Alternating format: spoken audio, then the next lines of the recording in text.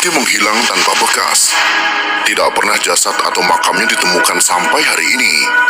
Konon sebagian kecil masyarakat Indonesia masih mempercayai akhir hidup dari 5 pendekar sakti Nusantara ini berhasil mencapai moksa. Sebuah tujuan akhir hidup yang sempurna, mengalami kelepasan dari ikatan duniawi dan menyatu dengan Tuhan tanpa pernah lagi mengalami siklus reinkarnasi. Berikut ini adalah 5 pendekar sakti Nusantara yang menghilang entah kemana.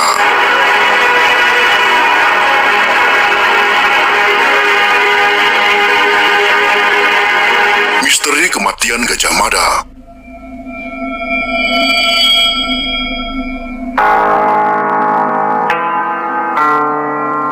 Riwayat hidup Mahapati Gajah Mada sebagai tokoh paling terkenal dalam kerajaan Majapahit Hindu dahulu kala. Jejak kematiannya masih menjadi teka-teki misteri yang belum berhasil terungkap sampai saat ini. Dalam penjelasan Kidung Sunda Pupuh ketiga, Pati Gajah Mada disalahkan atas kematian Prabu Hayam Wuruk yang meratapi nasib Putri Sunda akibat konflik perang bubat antara pasukan kerajaan Sunda dengan pasukan Majapahit yang dipimpin olehnya. Gajah Mada saat itu gagal menempuh langkah diplomasi untuk membujuk hati Prabu Maharaja Linggabuana agar putrinya Dyah Pitaloka bersedia dinikahi oleh Hayam Wuruk. Malahan Gajah Mada melakukan agresi militer tanpa persetujuan Hayam Wuruk untuk menaklukkan kerajaan Sunda. Dia pun memaksa sang raja untuk memberikan putrinya sebagai simbol pengakuan kerajaan Majapahit. Namun sang raja menolak keras permintaan Gajah Mada hingga kedua kerajaan ini berperang hebat dan dimenangkan oleh Majapahit. Mengetahui ayah dan pasukannya tewas dalam pertempuran, Dyah Pitaloka pun memilih untuk bunuh diri. Setelah jasad Hayam Wuruk diperabukan dan upacara perkabungan selesai, kedua paman Hayam Wuruk yaitu Raja Kahuripan dan Raja Daha sepakat untuk menangkap Gajah Mada dan menghukum mati dirinya. Rencana pembunuhan ini terdengar oleh Gajah Mada hingga ia pun melakukan tapas semedi untuk melepaskan jiwa dan raganya dari dunia. Setelah itu dia menghilang menuju Niskala atau mencapai moksa. Dan ketika pasukan Majapahit datang, tak berhasil menemukan keberadaannya. Namun versi lain menurut kitab Kakawin Nagara Kretagama menyebutkan bahwa Gajah Mada meninggal dunia akibat sakit di tahun 1286 atau sekitar 1364 Masehi. Peristiwa ini terjadi setelah tak lama Prabu Hayam Wuruk menyenguk dirinya. Semar.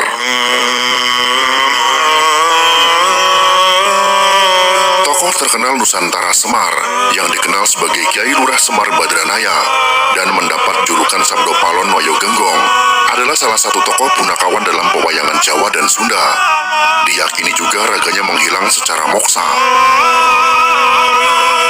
Semar menghilang setelah ia merasa kecewa berat karena Prabu Brawijaya V memutuskan untuk menjadi seorang mualaf karena memeluk agama Islam kala itu.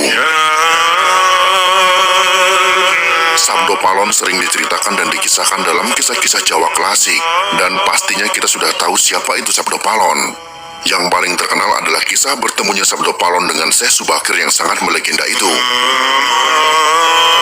Kedekatan Semar dengan Prabu Brawijaya V diceritakan dalam kitab Jayabaya. Ia sering dijadikan penasehat raja-raja yang berkuasa di tanah Jawa dan konon sebagai pengasuh para kesatria Mahabharata dan Ramayana. Tapi sosok Semar memang tidak ditemukan dalam naskah asli kedua Viracarita tersebut. Hanya terdapat pada kisah-kisah pujangga Jawa.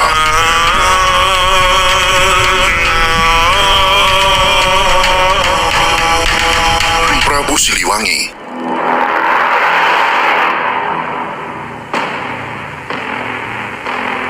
Prabu Siliwangi adalah raja yang sangat terkenal dan melegenda.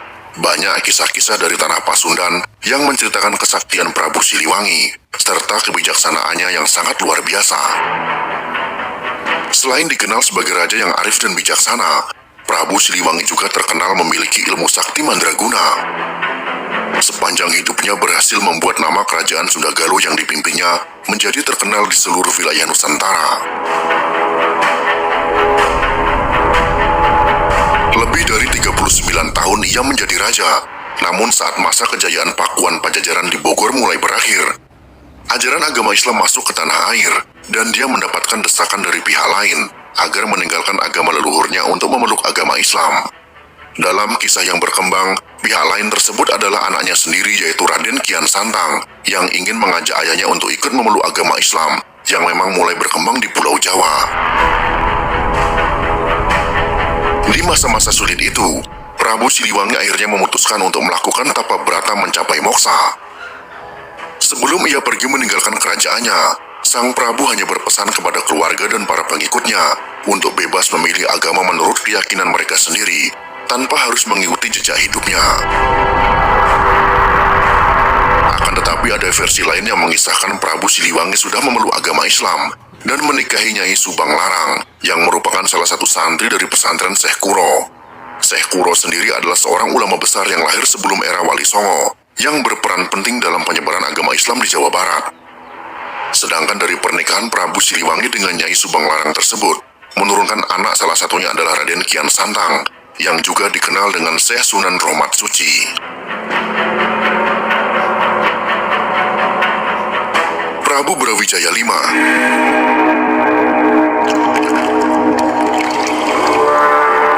Nasib tragis yang dialami Prabu Brawijaya V tak jauh berbeda dengan Prabu Siliwangi. Setelah runtuhnya kejayaan Majapahit akibat konflik internal keluarga kerajaan, serta tumbuhnya kerajaan Islam di tanah air Nusantara. Saat itu Majapahit kalah berperang dengan kerajaan Kediri, dan sebelum istana kerajaan dihancurkan oleh pasukan lawan, Prabu Brawijaya V sempat melarikan diri dan memutuskan untuk mengakhiri hidupnya dengan jalan bertapa moksa. Namun versi lain mengisahkan bahwa Prabu Brawijaya V adalah pemeluk agama Buddha. Di akhir hidupnya sebagai raja, Prabu Brawijaya V meminta tolong kepada Sunan Kalijaga yang merupakan cucunya sendiri agar mau mengislamkannya. Setelah menjadi mu'alaf, ia pun melanjutkan tapa brata tingkat akhir, mengasingkan diri di dalam goa Gunung Lawu, dan dikabarkan ia berhasil mencapai moksa, karena jasad dan kuburannya tak pernah ditemukan.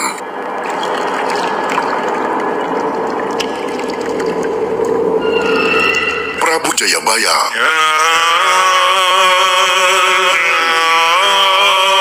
Kisah Prabu Jayabaya yang memiliki gelar Sri Maharaja Sang Mapanji Jayabaya Sri Warmeswara, Madusudana, Awatari Nindita, Sutri Singga, Parakrama, Utunggadewa adalah seorang raja Kediri yang memerintah di tahun 1135 sampai dengan tahun 1157 Masehi.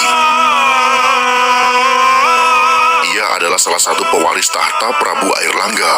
Jayabaya sering terlibat perseteruan dengan saudaranya sendiri, yaitu Jayasaba. Hingga kedua raja ini berperang dengan membawa masing-masing pasukan kerajaan mereka. Namun dalam pertempuran hebat tersebut, Jayasaba mengalami kekalahan. Ia pun tewas terbunuh di tangan Prabu Jayabaya. Akhirnya tampuk pimpinan saudaranya berhasil ia rebut, dan seluruh wilayah di Jawa Timur berada di bawah kekuasaannya. Namun di balik kejayaan Prabu Jayabaya, ia masih dihantui rasa bersalah dan berdosa karena telah membunuh saudaranya sendiri. Penyesalan ini semakin berlarut-larut hingga akhirnya ia memutuskan untuk meninggalkan kerajaan Kediri yang ia pimpin. Setelah itu ia melakukan tapa keras selama bertahun-tahun di sebuah tempat rahasia yang berada di desa Menang Kediri untuk mencapai moksa. Karena diketahui kesaktian yang dimiliki oleh Prabu Jayabaya membuat dirinya sulit untuk meninggal dunia dan hanya menempuh moksa sajalah sebagai jalan satu-satunya untuk mengakhiri hidupnya. Itulah 5 pendekar asli Nusantara yang diyakini moksa oleh sebagian orang. Bagaimana pendapat kalian? Silahkan tuliskan di kolom komentar. Jika kalian suka dengan video ini, silahkan berikan jempol ke atas. Dan jika kalian menganggap video ini bermanfaat, maka bagikanlah untuk teman-teman Anda yang lain. Terima kasih sudah menonton.